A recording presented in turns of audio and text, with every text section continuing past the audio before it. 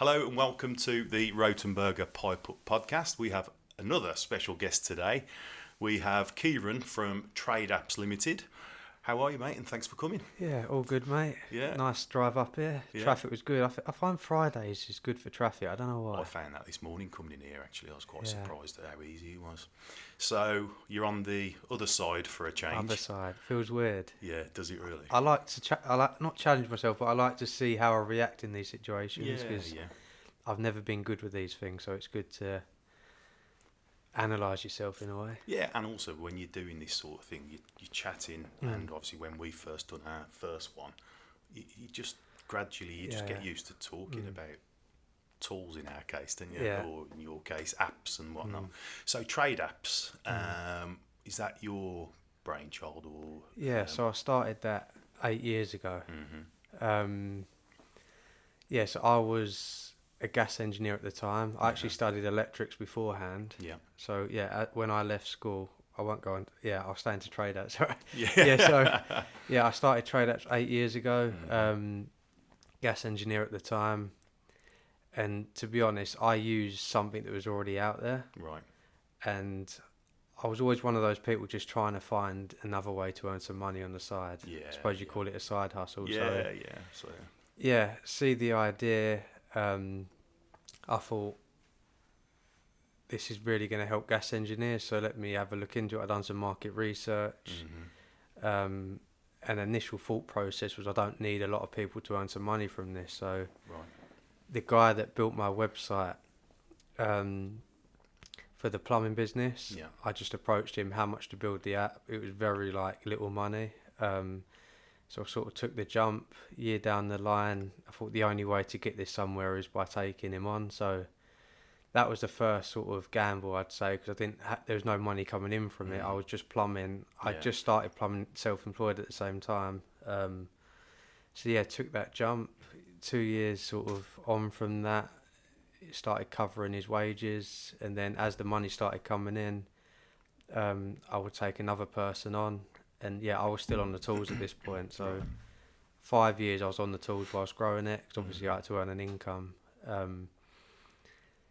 5 years on, I then come off the tools.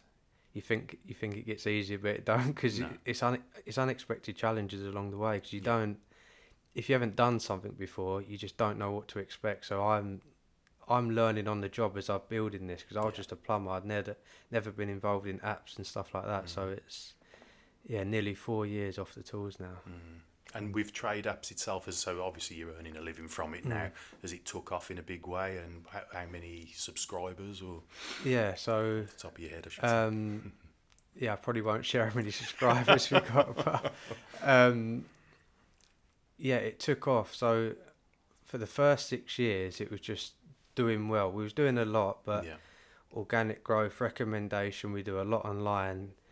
It was growing. So up till 2 years ago, that's when it started getting really tough, because what I've realised, every business hits a ceiling unless you're doing new ways to get more sales or users. So 2 years ago, I took a few more people on, not expecting to hit this ceiling. I miscalculated some numbers. Right. So hitting a ceiling and not still growing, but not as much as before, because I basically looked at the growth we had and predicted off of that and done like a 3-year plan, and that didn't go to plan. Not that it's all gone bad, but it's like it almost forces you to look in other areas to get more people. So the growth has been really good, and then the last 2 years has almost been a test, like what else do we need to do other than organic and just naturally people coming towards you. Like what else do we need to do? So the last 2 years, it looks like we're doing the best and the most on social media. I'm not saying we're doing bad, but there's a lot of challenges that we're facing. And another big thing as well, what I've learned over the 8 years is when you're doing it organically, you only have so much time and resources. So I'd say the last 2 years is we're rebuilding the foundations to go again. Because up to that, even like branding, when I got the logos off, we probably got it off Google and stuff like that. So it's little things like this. We've had to go through a whole rebrand. It's all like the automations, the foundations. There's a lot behind the scenes, knowing all your data, and it's organic only gets you so far. So it's now we're re-establishing as a brand and building the foundations to then start sort of scaling again. Well, you got yourself out there, so now you can, not to say take it serious, but now you've got to think, right, like anybody, we need a person to do that rather than you taking it all on.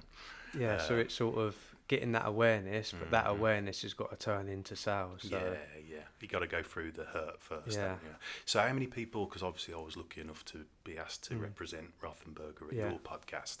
There's seen quite a few people there on the 3-story. How many people have you got working?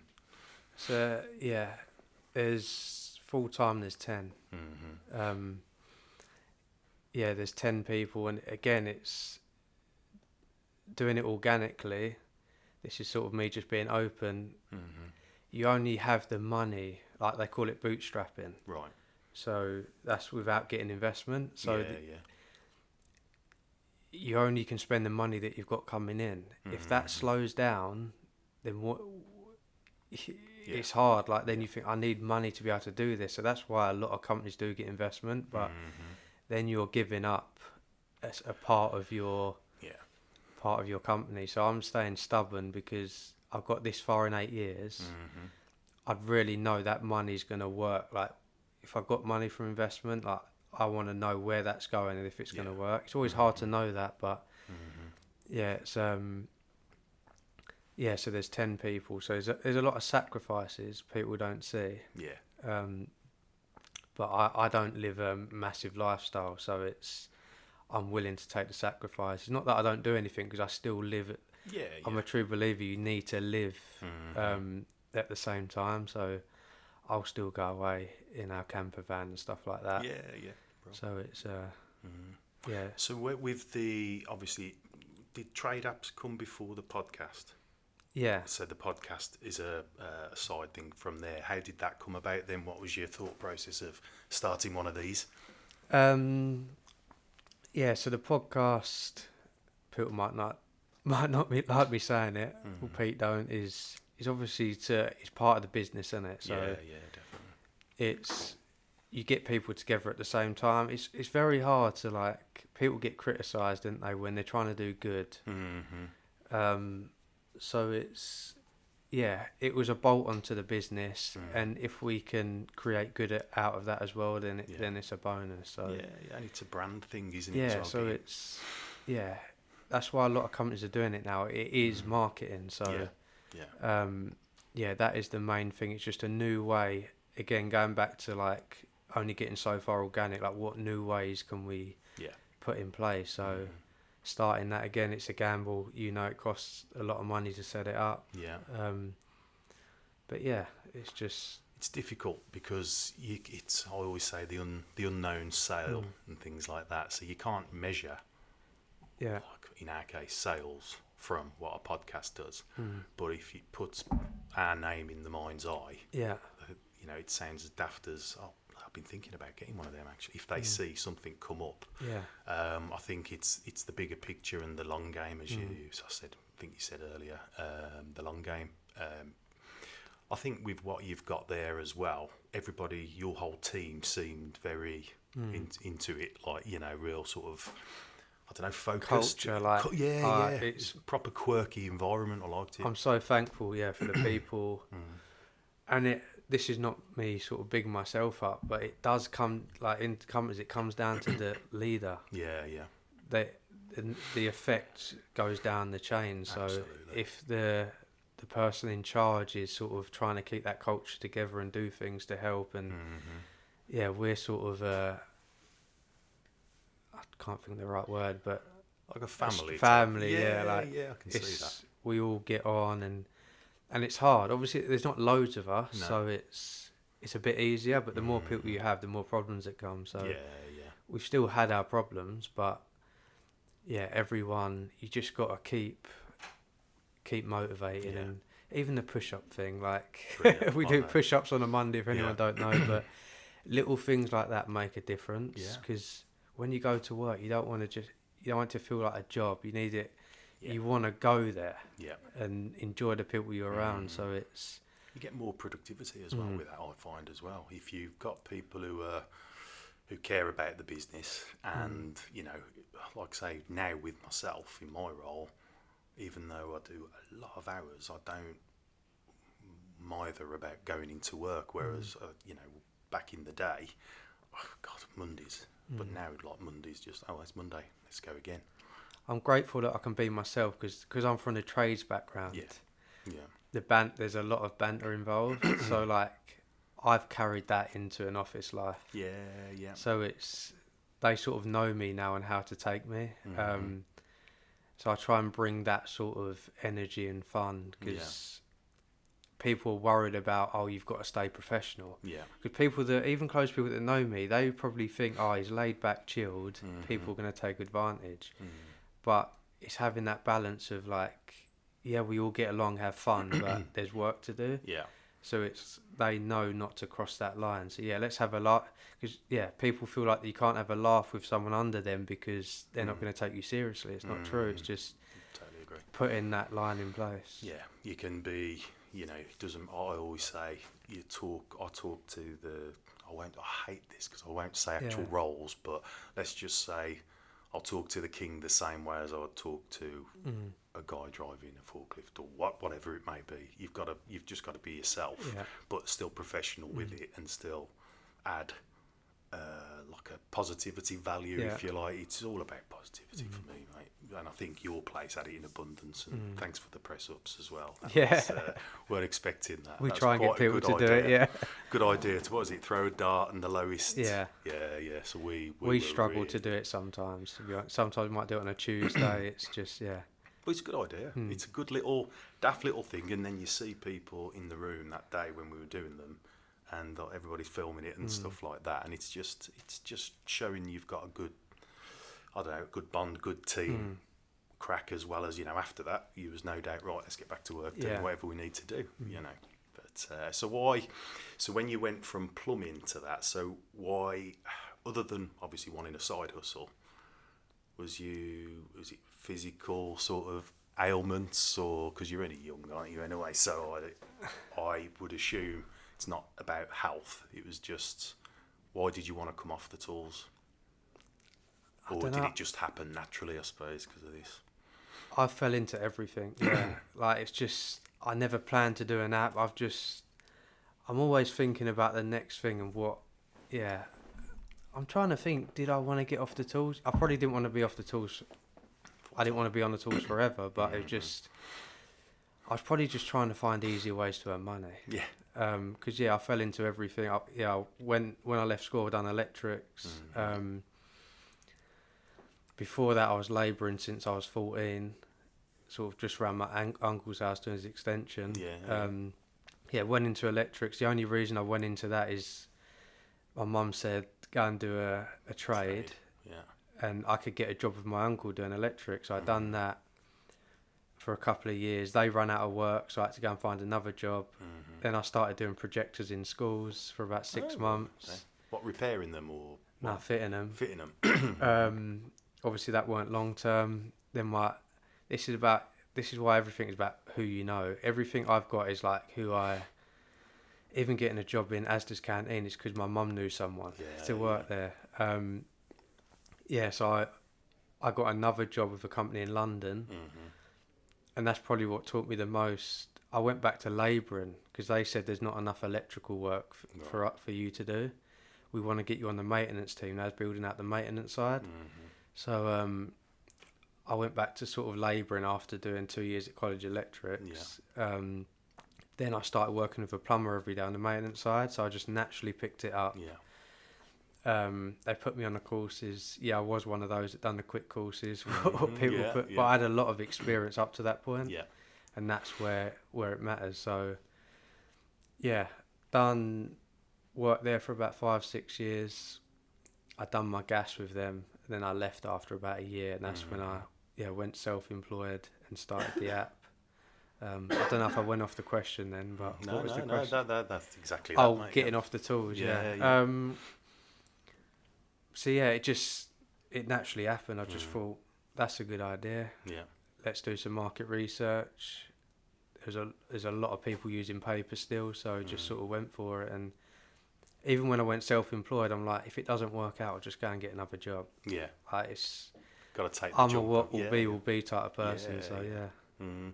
And is Pete, you're speaking of your podcast, is Pete still on the tools as well? He's on the tools, yeah. He can't wait to get off. But really? I met him at Installer. Yeah, how did that come about with you and him doing that? So it was when there was it Coventry? Yeah. That's the first one I went to. And it was me, him, and another guy called Kev sitting down. Yeah. Everyone went to like the Merit Mill. Right. And we were just making jokes about, everyone's gone up to the mill. I didn't even really know him well at that time. Even looking back, I struggled to like visualise him like sitting there. Maybe it looked different. Yeah. But yeah, so I met him there. Then I got added into a WhatsApp group. Like a plumber's WhatsApp group. Yeah, plumber. Yeah, there's only a handful of people in there that he was in. Then we done a Tradeapps event because we used to be called Gas Certificate App. Right. Okay. But then the plan was to go into other trades like electrical, so we sort of needed an umbrella name. So we done like a Tradeapps launch event, and Pete came there as well. And yeah, when the podcast idea come in my head, that's what I put in that 3-year plan. Yeah. I just thought, Pete's not too far. It could be a good person to go for. So he made me laugh so much when we was doing that one. Because we are quite, we're not dead opposite. We are opposite in communication styles. Yeah. So but in terms of having a laugh, we're quite similar. But yeah. So we work quite well. Yeah, it works very well because, like you say, you come across as more chilled out. Yeah. And he's sort of... I'm like the thinker sitting there. So me even talking for this long now, it's a struggle. It's a first for you. Yeah. So what does your day-to-day look like with Tradeapps? Obviously things like this, but... I struggle with this. People ask me what I do and I struggle to remember because there's just so much going on. Yeah. You got your fingers in all the pies within the business sort of thing. Because, you have to think about every area, don't you? Marketing... sales, customer service, development, like the product, like what we're going to start doing in the future. And it's like every sort of section you can think of, you've got to think about, unless you've got someone else that can take control of that. So I suppose I'm still like steering the ship in a way with people helping with doing the task. So day to day, obviously one day with Pete on the podcast. Adds a bit of fun, or sometimes I'm like, I've got to put up with Pete. But it's Plumber Tales, isn't it, for people who... Tradie Tales now. Oh, right. Yeah, not just a plumber anymore. Yeah, excellent. Day to day. I just have to... Because I've got so much on my like lists, I just think, right, what are we doing now? What do I need to prioritise? That's pretty much it. I tried to split out the week, so like Monday would be team stuff, Tuesday podcast, Wednesday admin stuff, but that's sort of gone out the window. Yeah. So I'm like, what's the focus now? Prioritise. And it's sort of, I've even had to split down my tasks because it got too long. Yeah. I've already got, because I use a thing called Trello. I've already probably got 8 columns. Yeah. So it would be team stuff, podcast, maybe sort of partnerships, tasks, and then tasks today.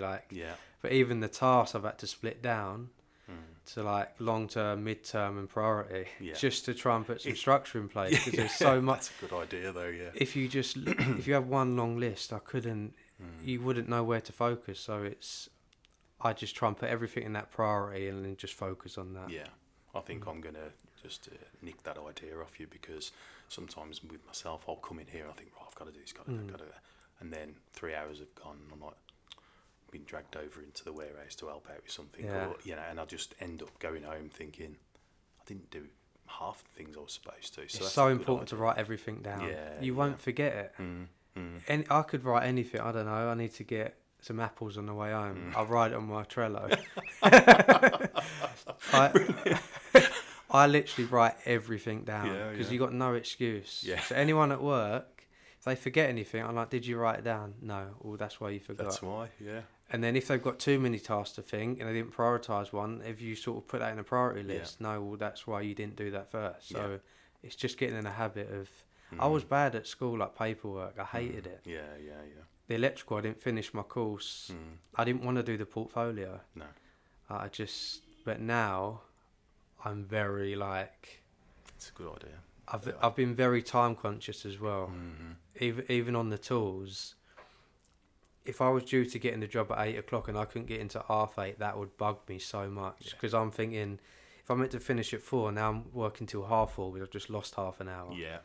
Things like that. I hate wasting time. I hate it when people are late. I hate, exactly the same. If I had to be at a job at 8:00 when I was on the tools, I'd be there.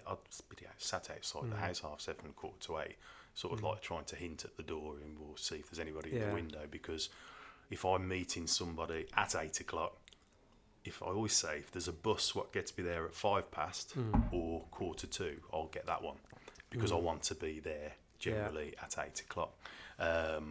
It's so important. And a lot of people don't respect time as well. It drives me insane. A lot of people just go, it's all right.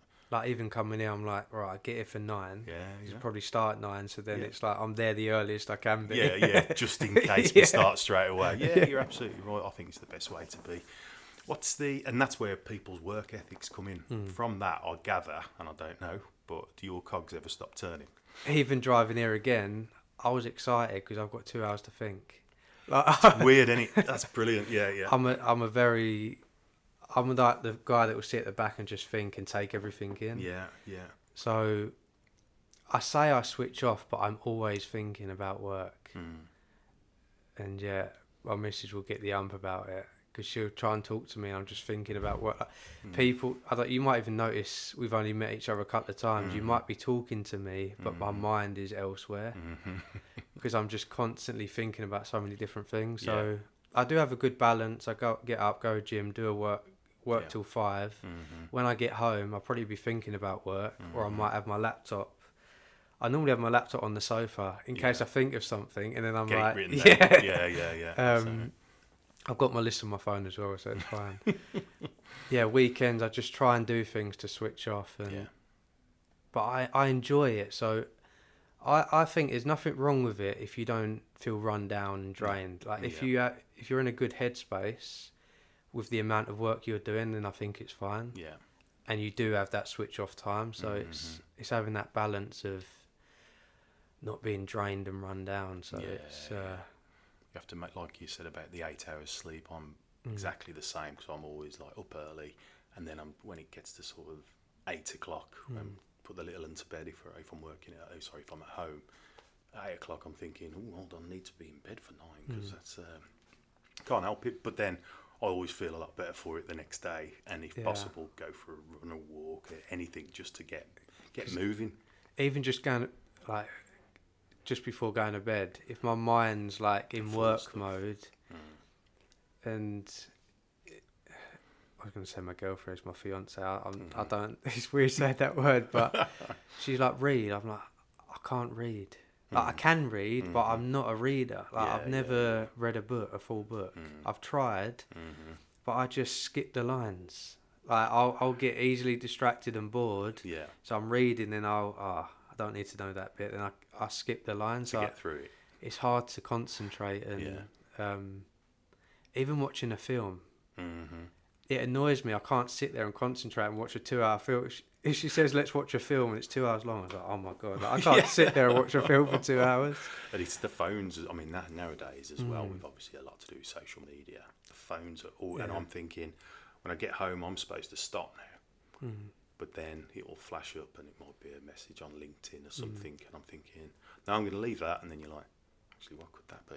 Every break or advert on the TV, you look at your phone. It's bad. Crazy, really bad. You just need to. I want a holiday where there's no phones. I just got to get away from it, because I never ever stop thinking about one thing or the other to do with work. And then you've got the excuse then of, well, it's to do with work, and all my little boy is sort of jumping all over me, and it's noticeable. I can tell why he's doing it. He's jumping on me to get my attention, and I'm like, mate, I'm just finishing this bit of work. And he's like, on your phone you don't get that bit. And I feel awful, and I've got to get out of that habit of knowing what's going on. Or if somebody messages me, I don't want them to think, oh, he's ignoring me. So that might be on the evening. The guy from Trade Legends, he contacted me the other day, and I was like doing something busy, and I was like, I've got to see what he's asking, what he's, you know, I have to know, because otherwise I'll be thinking about that, you know, and you have to sort of prioritise which ones. If it's just mates sending jokes or whatever, you have to prioritise it. That has to wait, because that's not what I'm here for. It's to do stuff with work, you know. Yeah. So what's the aim with your Tradeapps? What is in your head? What's your actual aim? World dominance, like?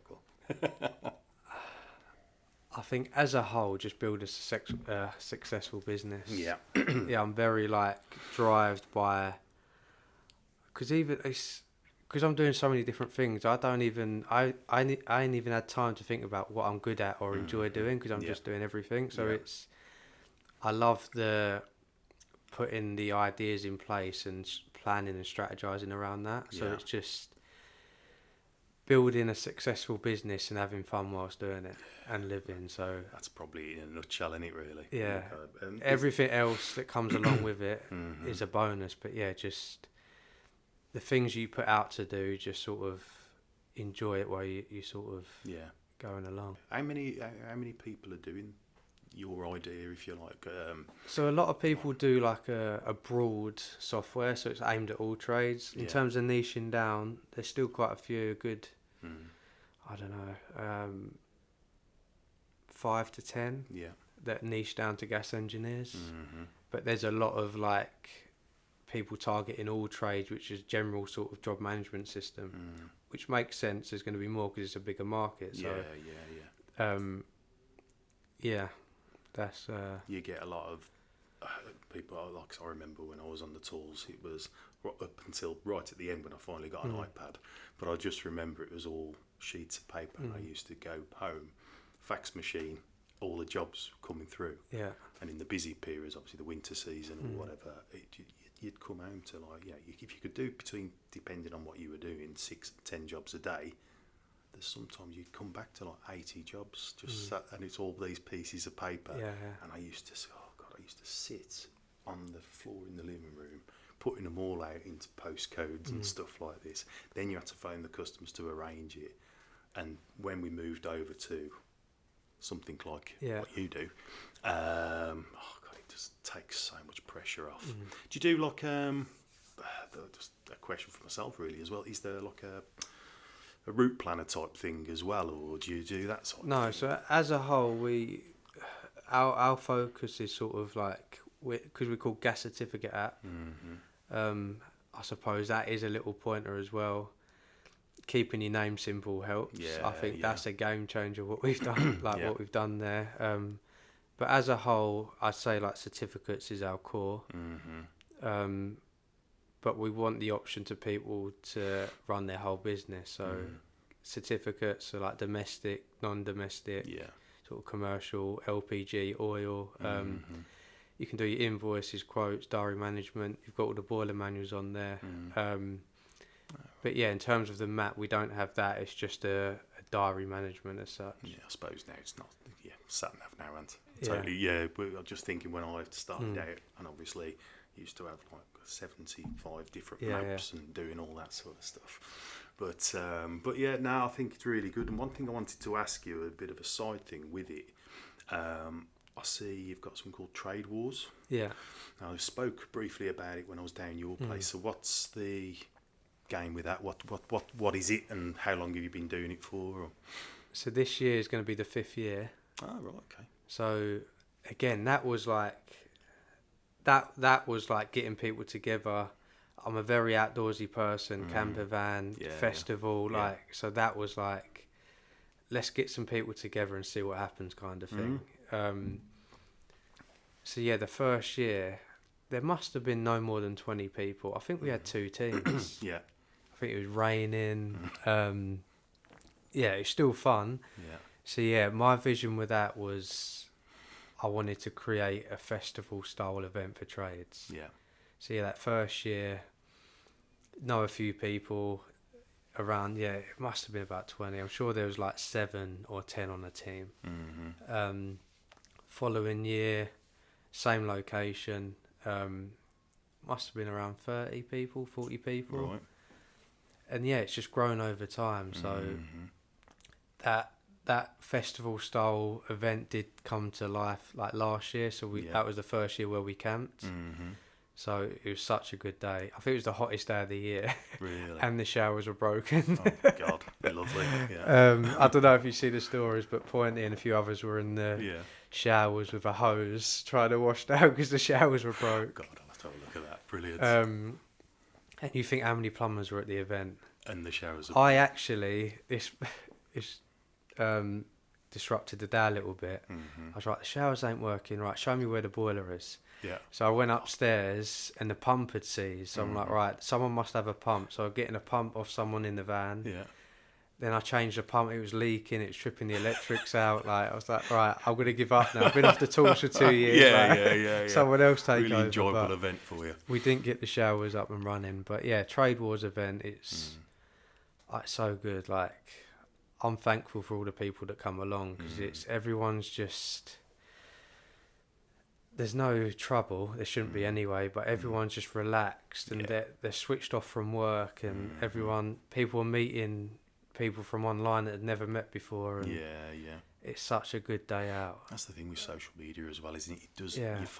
You get to know so many different people from different places, and then when you actually put a face to a name, face to a name, it's really nice. Like yesterday, I was like old times. Yeah. I went out to a couple of guys and a guy called Damon Blakemore and Darren Morris. He's like, well, back in the day, I just remember seeing him online or on Twitter. Yeah. And then yesterday I went to sort out an issue up in Sheffield, and he was there, and I'm like, bloody hell, it's such a good little community. Yeah. With the good ones, I know there's idiots around as well. So it's trying to control that. But yeah, last year, so it's sort of paintballing during the day. Everyone sort of gets lunch, and then last year was the first year we had live music, so that creates that more festival style. So we had an acoustic player. Late afternoon, we had a DJ in the evening. We do sort of a fun awards like electrician of the day, plumber of the day, craziest player of the day, because you're always going to get that crazy one. Because Robbie, I don't know if it was because of Robbie, but I think Robbie or someone else said, right, don't shoot the cameraman. What did people do? Oh, that's shoot the cameraman, and it got the camera as well. So yeah, there's always a crazy player of the day. So yeah, and we camped, which was really good. So the DJ stopped around 11 o'clock. That last hour was carnage because obviously the bar, there was money behind the bar. Yeah. I don't know what got into them, but they just wanted to order loads of shots. In the last hour, I was keeping an eye on the bar tab. It's like, right, it's okay. Because you've got your business mind still on as well. It's doing all right, but the last hour, it just went, it went crazy. But after that, then we actually went the day before and set all the tents up. Oh, right. And all sort of the banners and stuff like that, because we wanted it less work for people that are coming, just enjoy the day. Sense. So we put the tents up. We didn't really know how many people were going to stay. Like, it's quite a lot of pressure with events. Like, if people don't turn up, you want it to be good because it's... You're frightened on the run up all the way, aren't you? Because even if people say they're coming, you're like, please come, because it's nothing worse if nobody turns up. Also, the weather, it's all outdoors. Yeah. So it went the other way and was the hottest day. So it worked out all right. But so the camping, then we all went back to the tent, sat around in a circle. We didn't have a fire. I would have liked to because... The owner was a bit worried about the field setting alight because it was so dry. Where is it, a farm or something? Or it's the actual paintball place, but they just own land around it because they do tournaments all throughout the year. Of course, yeah. So they're used to this. So yeah, we all camped in the night, had a few beers around the tents, and it gives the people who are obviously I'm coming from a plumbing side, but it gives people contacts. If you've got a problem with a boiler and you're not quite sure, then all of a sudden, I met John at Trade Wars. I'll ask him. He was talking about it. It's a brilliant idea, and real friendships have grown out of it as well. Like definitely. Me going to all these events, I've created close friends. Obviously, Pete and a few others. Like you create good friendships. Yeah. What about obviously social media for your business? helped, hindered, bit of both, or what? It's helped, but it's not as easy as everyone thinks. Like, No. it creates a lot of awareness. Again, with us, you're trying to get someone to change habit from going to paper to an app, which is actually harder than you think. So you have to really, it's not. It's definitely, you should be doing social media if you're not. But it's not just as easy of doing loads of posts on social media and it working. Depends on the product, really. It's definitely helped us. So I wouldn't look back.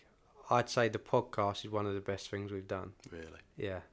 Like, you do have a right good mix of people on there as well. Out of all the things we've done, podcasts is one of the best things we've done. I think, I mean, it's podcasts themselves. Like a lot of people think, what, like Rothenberger doing a podcast for them, and we were talking about it. Well, whenever these guys first started, I have to do this all the time, don't I? 3 years. Yeah. So I had like marketing team through 3 years, and when they got into it, it's like, we should do a podcast. It must have took us 2 years to get it up and running and find time to do it, because obviously we've got work to do as well.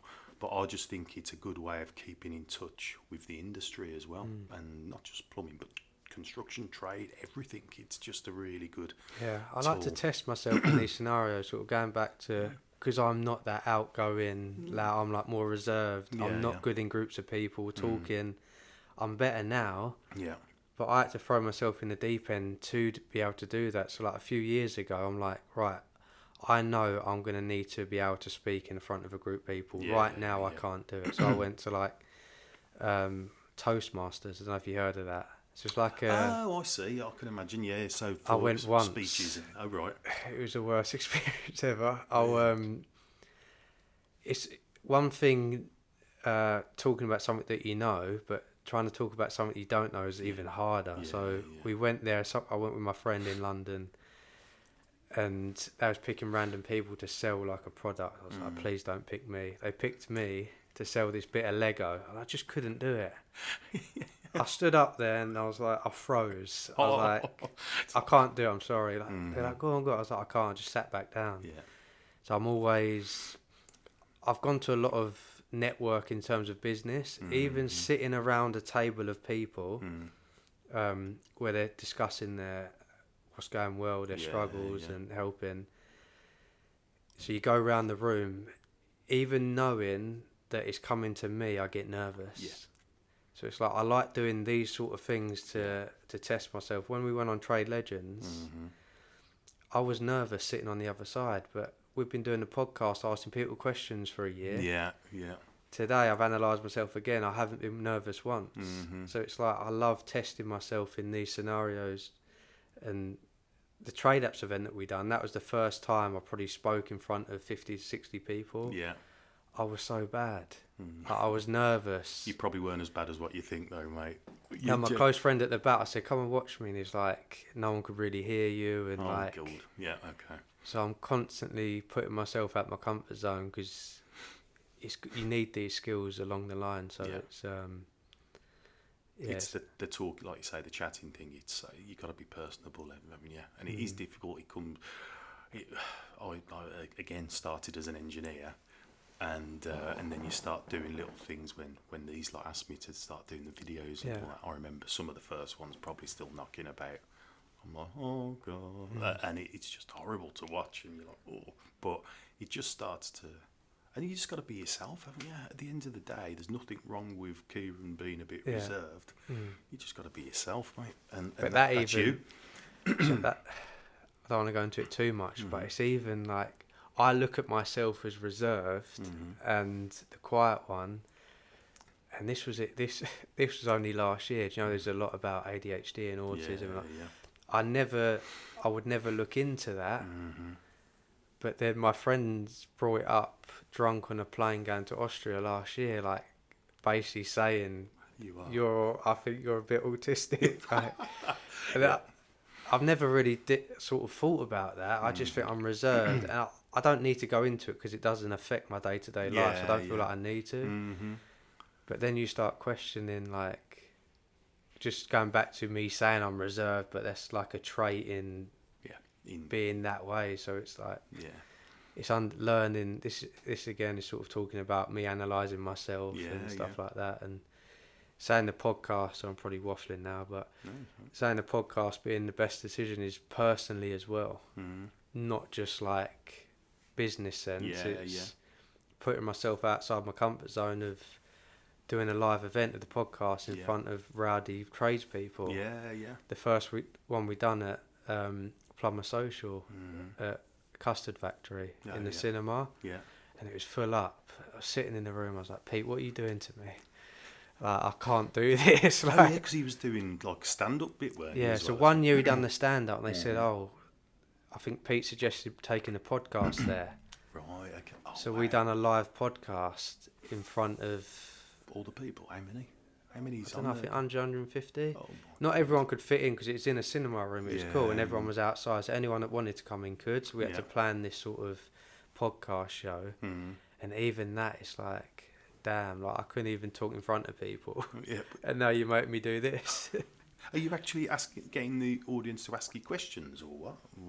So I forgot what we done now, but the main bulk of it, we got 2 guests down and asked them questions. So that the guests make a difference. Obviously, being with Pete helps.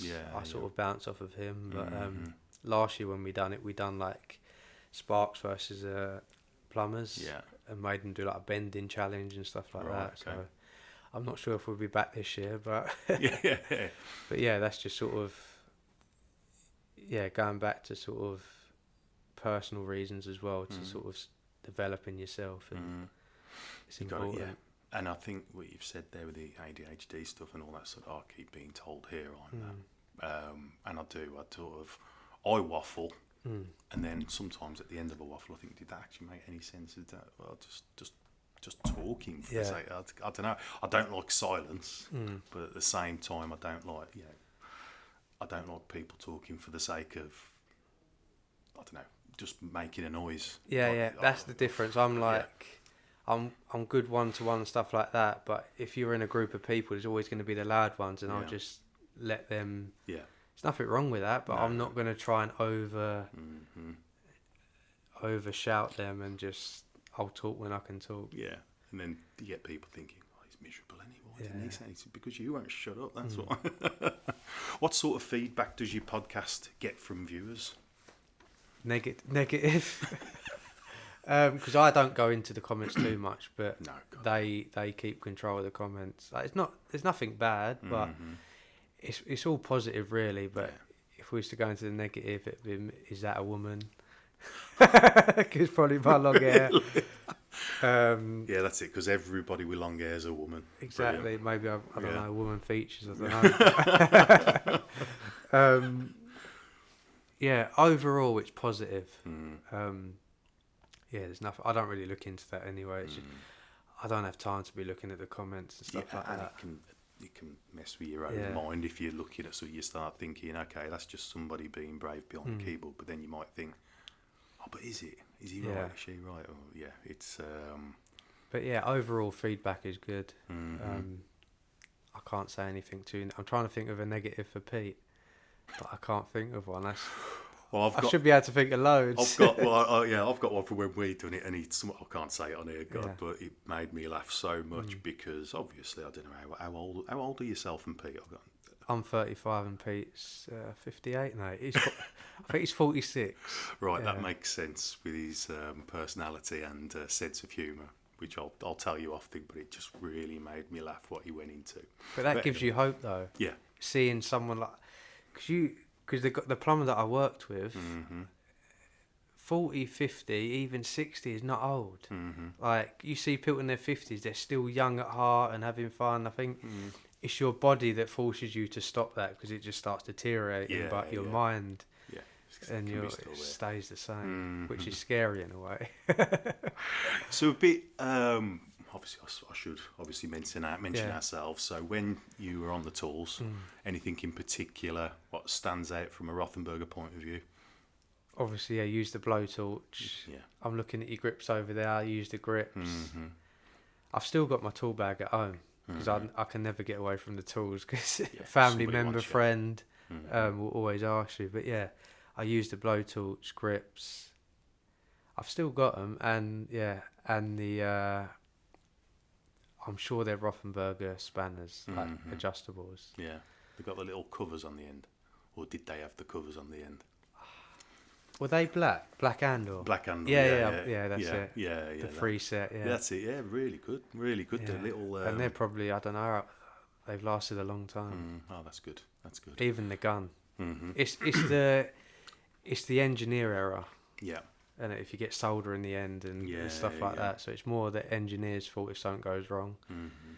But yeah, they last a long time. Yeah, if they're looked after. Like I remember being with a customer and a customer saying to me when I was repping, he says, I've had a problem with your blowtorch, it doesn't do this, it doesn't do that. And honestly, when we went over to his van to have a look, he was like, I thought, I know what this is going to be straight away. And I think I might have mentioned it on yours actually, but it's like covered in, looked like chocolate, but it was that grubby. And he says, yeah, it won't light. Yeah, it probably won't. It's because you got your bag so dirty. Because I've got the cutters as well. Mm-hmm. I'm just thinking, you leave them in your bag, it's full of copper. Yeah, it's gonna go seize up and stuff like that. So it's When I look back, I had a lot of Rothenberg. Yeah, and it's weird sitting here really. If I think I was a plumber and now I'm sitting in your office, it's it's crazy. It's crazy. We'll have to show you. If it's free, the showroom after, it's not in the greatest shape because we've took stuff off walls for things, but the amount of different things we do, it's incredible. Plastic welding and all this sort of thing. It's absolutely incredible. So what about yourself? So are you sporty? I gather you're sporty from how you do press-ups.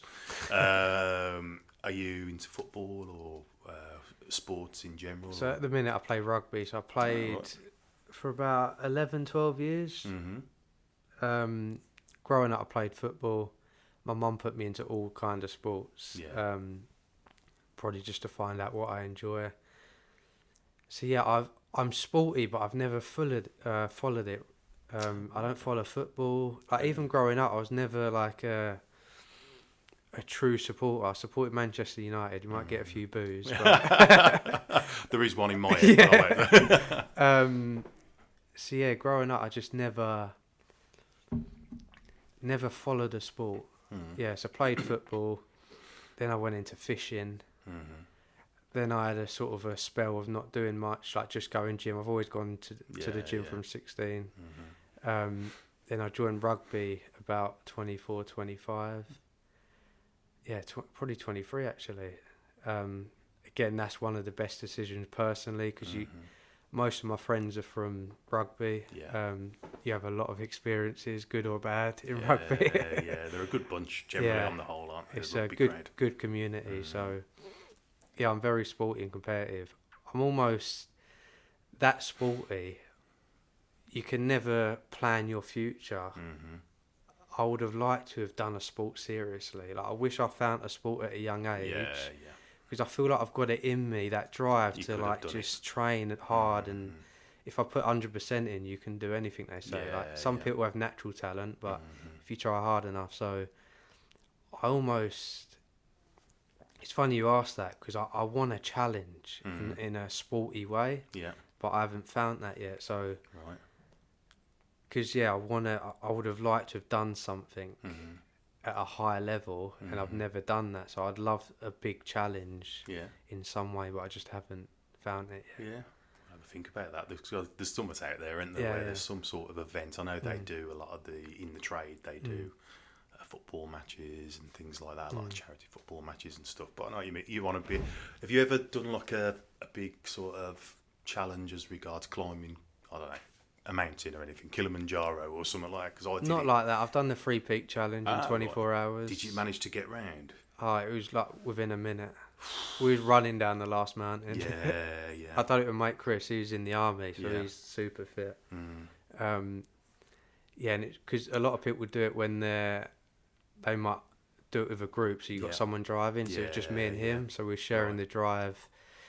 We even, like, when driving through the night, there was, like, road work, so that delayed us, like, half hour, an hour, because we were going to have a little half-hour nap, but then we didn't, so that's probably the biggest sporting challenge That's I've done. a big challenge. It's quite a lot in 24 hours really climbing through is. mountains. I've done 2 of them. Yeah. I haven't done Ben Nevis, but it's just somebody asked me if I'd like to do it, and I was like, yeah, but I wouldn't want to do it as a 24-hour thing because there's so many. You get a puncture, and that's that. And it's that like, pressure. It's almost like, oh damn, I didn't achieve it. Shall we try again? Yeah, you feel like you failed, and far from it. I think if you could do like one a day, come back down, drive to the next one, bite to eat beer, next one, and I just think too much pressure. And you manage to do it though, which is amazing because I know a lot of people who it must drive you mad if you get problems on the road. The road works. You've just done. Where did you start and finish? Which ones were you? My memory's bad. We ended in Snowdon. Yeah. So you started. We started Ben Nevis. Yeah. What's that like? This is just about me now. I just want to know. I've never done it. I'm trying to think what's the hardest. They're all hard in their own ways. Like Snowdon, there's a lot of different routes. But one route, you almost like feels like you're rock climbing. But yeah, Ben Nevis was okay. Oh, right. When you get, I'm trying to not mix them up, but nearer the top it gets a bit harder. Yeah. Because obviously at the start it's more of a path, and then it gradually gets harder. So it all depends on the pace. Yeah. If you doing one mountain, you can take your time. Yeah, so they're all hard in their different ways. Scarfell Pike is it's actually hard at the start. Yeah. And gets easier at the top, I think. Yeah, same. I'd say that. Yeah, so they're just all different challenges. But yeah, that's probably the biggest thing I've done. Yeah. Yeah, I've got to. I want to do that. I want to do that, but not in 24 hours. There's just no point because I'd be absolutely bricking it. Yeah. If I couldn't get there in time and stuff, if it's out of your hands, sort of thing. We even done on the way to Snowdon. I don't know why my friend sold something on eBay or something, and it was near Snowdon. So we even done like a delivery on the way to Snowdon. Jesus. But part of his job? Eh? Part of his job, you say? No, he just sold something he had in his house on eBay and said to the lady, we're going to be that way. So we stopped at a petrol garage, done a delivery before we done the last mountain. As if we had time to do that. Yeah, exactly. So what, I mean, going back onto this stuff, what, from a manufacturer's point of view, from when you was on the tools and what you see since you're not on the tools, what do you think's important? I love getting people's points of view who've done the job or doing the job. What do you think important, what we as manufacturers need to do? I think sort of connection with the trades is important, even like this sort of stuff, going to trade shows. And I actually never went to them back then. I didn't know about it. The last few years they've become more popular. But I started in 2021, so I was still on the tools actually, but my mindset was like apps. So but solely just on the tools. For me, I was getting the merchant, get what I need and go, get the job done. So it's hard. Like, I probably would never spend the time speaking to reps in the shops and stuff like that, but it's important. Like, looking from an outside view, I think it's important to have that sort of personal relationship with customers and showing the brands and stuff like that, and awareness. And it's, I think face to face is still so important. Yeah, I really do. That's why everyone's doing a personal brand, which I'm not against it, because it can really be beneficial, but don't rely on it. No. Because it's, people talk about, like, if you ask someone what's your goal, they'll probably say in a roundabout way they want freedom. Being tied to something is not freedom. So doing a personal brand and having to post every day is a mental tie as well. So that's got to be a second option. Rely on like what's actually going to earn you money. Because personal brand is it's not a long-term game. As long as you've got a plan, the main thing is as long as you're happy and enjoy it, then do whatever. But you need a long-term plan with that, because if you're relying on personal brand, if you stop posting and that's your income, what are you going to do then? You need that plan B off of that. But as the brand sort of... Do you work with them? Do we have brands or manufacturers, or partnerships with Tradeapps? Yeah. Who have you got? I mean, give them a plug, why not? Yeah, so we integrate with a few analyzers on our app. So yeah, Salmon, Testo and TPI. Yeah. Who else have we done? Smarter Impressions as well. They help with our clothing. Yeah. Oh, and there's quite a few with the trade wars. You've got CT1. Yeah. I think I saw Talon I was as going to well. say, because Annette, who used to work with us, I remember looking on the. I'm trying to not forget anyone now.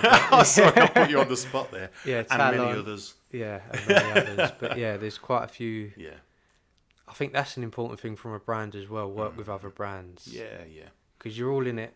You're all in the same industry. If you can help each other in some way, and I think collaboration with other brands is important. Yeah, I think that's so important. I think with social media, and if people on the tools see people from a brand and actually know someone's there, I think it helps that relationship, because I was telling you off screen that we've had something about a product on our social medias, and the opening gambit is dog shit. And it's like, what? Yeah, not even a hello, any chance of this. Don't get me wrong, I don't know the full story. If we haven't supported them, or if we haven't done our customer service bit correctly, I totally get it. But my aim with Rothenberger is just to make sure, if there is an issue with something, I want to make sure it gets sorted. But social media, obviously, sometimes it's so much easier to put "I hate you" than phoning us up and saying I've got a problem with such and such, And it's almost like you say, from a brand point of view, you want them to know that they can do that. So like, people buy off people, don't they? Yeah.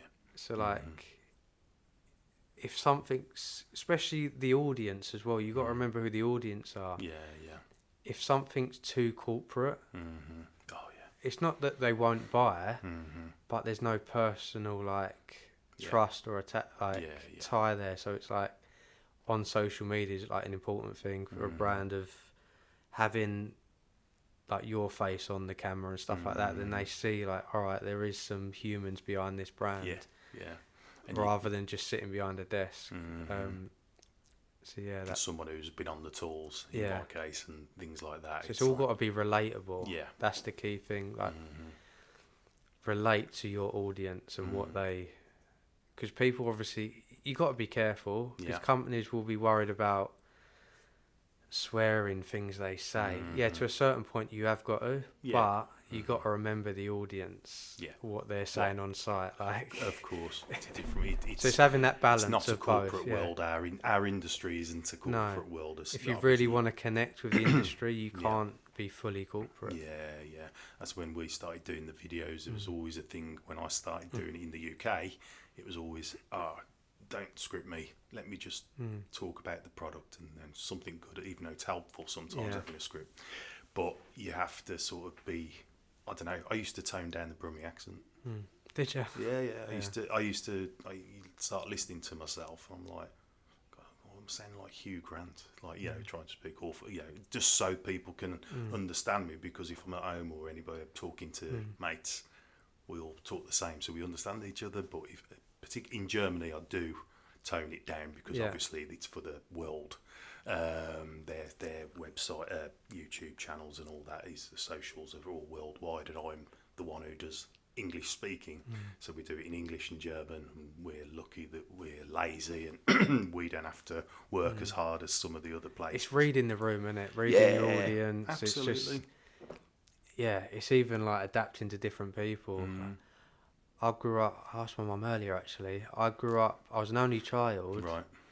But my mum, it's not called fostering, it's called lodgering, because it's kids from 16 to 21. From about 11, 12, I grew up, she had 22 different kids in her house. Wow. So I grew up with probably at least 15 different kids growing up. So that just, adapting to who you're around and stuff like that is important. it's good to have that mix then, and that's probably why you can do that then, because you've had that experience from a kid of being able to talk to them. I bet so. Doing that, I bet there was all sorts, weren't there? Yeah, because it's not in that world. It's not always the best kind of people. So I've seen a lot. Although my mum would protect me from it all. Yeah. You see a lot. Like I remember the first guy, Ben. Yeah, I was about 11 or 12. He was about 16, 17. Just a young lad. He would smoke weed and stuff like that. And there's so many different people that I'd seen. But that's helped me in a way. Yeah, definitely. Because it makes you realise what you shouldn't do.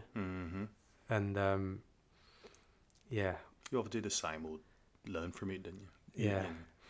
I'm fortunate in that way because I grew up like a lot of people in not the best area, and I don't know how I got away with not doing any drugs growing up. Not the harder stuff. I might try a little bit of weed, but all my friends would do it. Going out, all my friends smoked weed, and then when we started going out, they'd all do the other stuff. I just wouldn't touch it. I never touched it. I'm like, how did I end up not like? How did I find the? Because people were so easy influenced, and you just think, it's a normal thing to do. Like I'm like, how did I get away with not doing that? It's like a strong willpower sort of thing. And my mum always drummed it in me, like, don't do it. Because my dad was the opposite way as well. He was like alcoholic. Into the drugs. They split up over it. So I think that helped me. My dad going down he's unfortunate to him, he went down the wrong road, but it helped me probably go down the good road, because I'm like, I don't want to be like that. But he's all sober now and stuff. That probably helped as well. That's interesting, because that's exactly the same. Exactly the same. You like when I said about you either do the same or learn from it. Like my father figure, my dad, he went down that road, and very easy to do if you're not careful, like with the drinking and stuff like that. But just learn from it. Done the total opposite. I'm like, no, it doesn't end well, does it? It doesn't end well. Still, you need that guidance. So like even my dad doing that, my mum was guiding me as well. If you don't have that guidance, it's probably easier to slip down that path. So it's I suppose you need that guidance as well. So sorry, we got a bit deep there, didn't we? I know.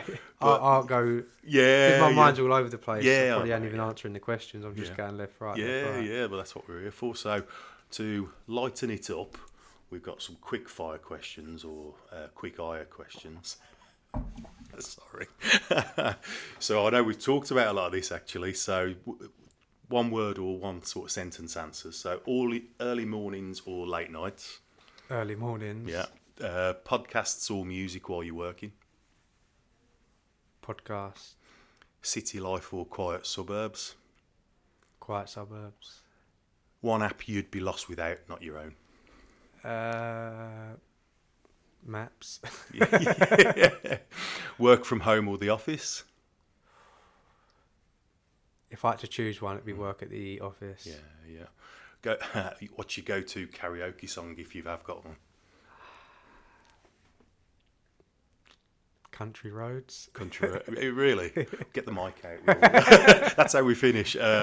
If you weren't doing this job, what would you be doing? Rugby player by the sounds of it. Yeah, I would have liked to have done a sport at a high level. Biggest pet peeve? Time, like turning up, being late somewhere. Absolutely. Brilliant, mate. It's been an absolute thank pleasure you. to have you. Appreciate it. Good to see you, mate. Thank you.